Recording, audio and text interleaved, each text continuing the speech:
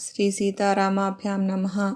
శ్రీమద్ వాల్మీకి రామాయణము అయోధ్యాకాండము 51వ సర్గము. నిషాదరాజు సమక్షమున లక్ష్మణుని పరితాపము. శ్రీరామునిపై గల సహజానురాగముచే లక్ష్మణుడు తన అన్న రక్షణ విషయమున కడు జాగరూకుడై ఆ రాత్రియందు మేల్కొనియుండెను. ఒక రాజకుమారుడైన శ్రీరాముని యొక్క ఈ కష్టదశను చూచి గుహుడు మిగుల సంతప్తుడై లక్ష్మణునితో ఇట్లు వచించెను. నాయనా, ఓ రాజకుమారా, నీ కొరకై ఈ చక్కని శయ్య ఏర్పరచబడినది. దీనిపై హాయిగా విశ్రమింపుము. ఇక్కడనున్న మేమందరము మీ సేవకులము. వనవాసులము గావున ఎట్టి కష్టములకైనను తట్టుకొనగలము. కాని నీవు సుఖముగా పెరిగినవాడవు కనుక విశ్రమింపుము.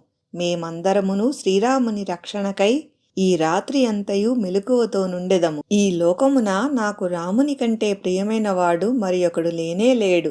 ఇది యథార్థము, దైవసాక్షిగా చెప్పుచున్నాను. నాకు శ్రీరాముని అనుగ్రహము ఒక్కటియున్న చాలును.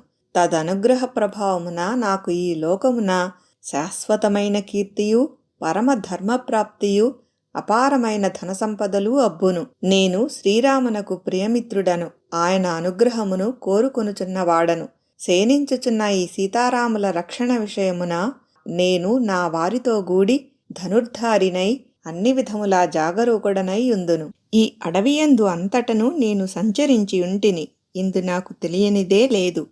ఎంతటి చతురంగ బలములు వచ్చి మీదపడినను మేము వాటిని నిలువరింపగలము. అంతట లక్ష్మణుడు ఆ గుహునితో ఇట్లనెను.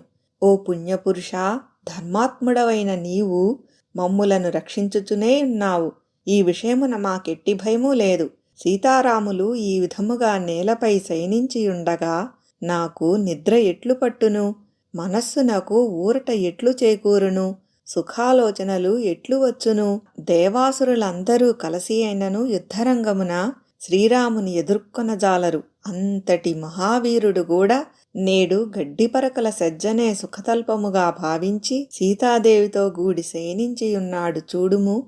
దశరథ మహారాజు గాయత్రీ మొదలగు మంత్రజపములు చేయుట చేతను, చాంద్రాయణాది వ్రతములను, గొప్ప గొప్ప తపస్సులను ఆచరించుట వలనను, పుత్రకామేష్టి మొదలగు యజ్ఞములను అనర్చిన కారణమునను ఆయనకు శ్రీరాముడు పుత్రుడుగా లభించెను. అన్ని లక్షణముల చేతను ఆ మహారాజునకు సదృశుడే ఈతడు. ఈ శ్రీరాముడనిన ఆ ప్రభువునకు ఎంతో ఇష్టము.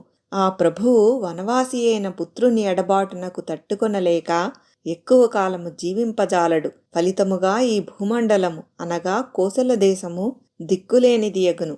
ఓ నిషాదరాజా, శ్రీరాముడు వనములకు ఏతెంచుటతో అయోధ్యలోని అంతఃపుర స్త్రీలందరూ బిగ్గరగా ఏడ్చి అలసి సొలసి మిన్నకొందురు. అందువలన ఇప్పుడు రాజభవనమునంతంతటను నిశ్శబ్దము ఆవరించియుండునని తలంతును. రామజనని కౌసల్యాదేవియు, మహారాజు దశరథుడును, మా తల్లి సుమిత్రాదేవియు వీరందరూ ఈ రాత్రి వరకు జీవించియుందురో లేదో చెప్పజాలను. ఒకవేళ సుమిత్రామాత శత్రుఘ్నుని కొరకైనను జీవించియుండుట సంభవమేమో గాని వీరపుత్రుని గన్న కౌసల్యాజనని మరణించుననడి ఆలోచన మాత్రము నన్ను మిక్కిలి కృంగదీయుచున్నది. అయోధ్యా ప్రజలందరూ మహారాజుపై గాఢమైన అనురాగములు గలవారే. ఆ నగరము ఎల్లరకును సుఖసంతోషములను గూర్చున్నది. రాజు మృతి చెందినచో ఆ నగరవాసులు అందరును పెక్కు రీతుల వ్యథ చెందుదురు. పరిణామమున ఆ పురము నిర్మానుష్యమగును.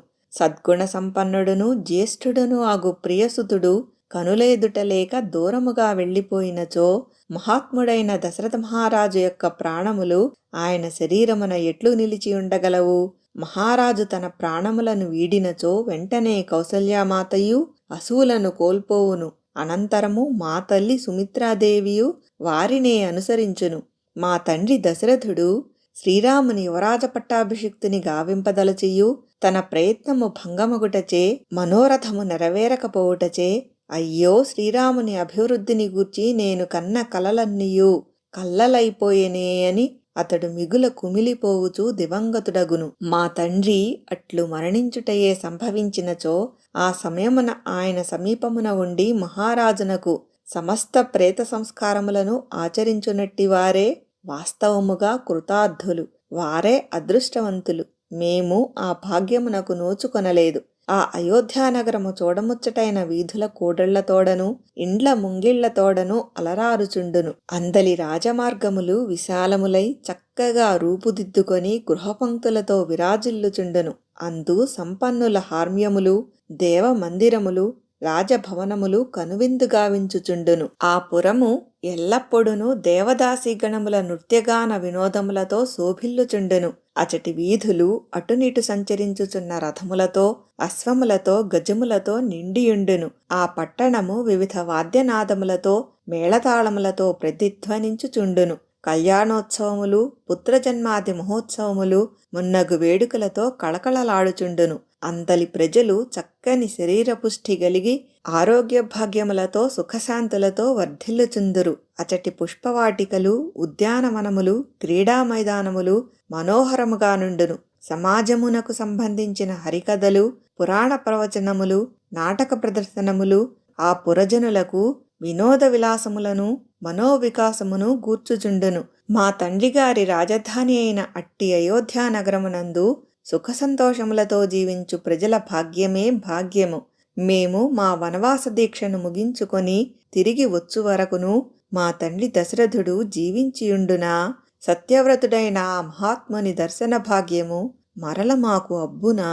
శ్రీరాముని వనవాసవ్రతము ముగిసిన పిమ్మట మేము అయోధ్యను చేరునప్పటికీ సత్యసంధుడగు దశరథ మహారాజు క్షేమముగా ఉండునా. మరల ఆయనను చూచెడి అదృష్టము మాకు పట్టునా. మహాత్ముడును రాజకుమారుడును అయిన లక్ష్మణస్వామి ఈ విధముగా దుఃఖార్తుడై పరితపించుచుండగా ఆ రాత్రి గడచిపోయెను. ప్రజల మేలు కొరకై పాటుపడెడు రాజపుత్రుడగు లక్ష్మణుడు అన్నయ్యగు శ్రీరామచంద్రునిపై గల అనురాగ కారణమున ఈ విధముగా వాస్తవ విషయములను వివరించుచుండెను. ఆ పలుకులను వినుచున్న నిషాదరాజగు గుహుడు దుఃఖపీడితుడై జ్వరబాధకులోనైన గజరాజు వలె మిక్కిలి వ్యాకులపాటుతో కన్నీరు గార్చెను. వాల్మీకి మహర్షి విరచితమై ఆదికావ్యమైన శ్రీమద్ రామాయణమునందలి అయోధ్యాకాండమునందు 51వ సర్గము సమాప్తము.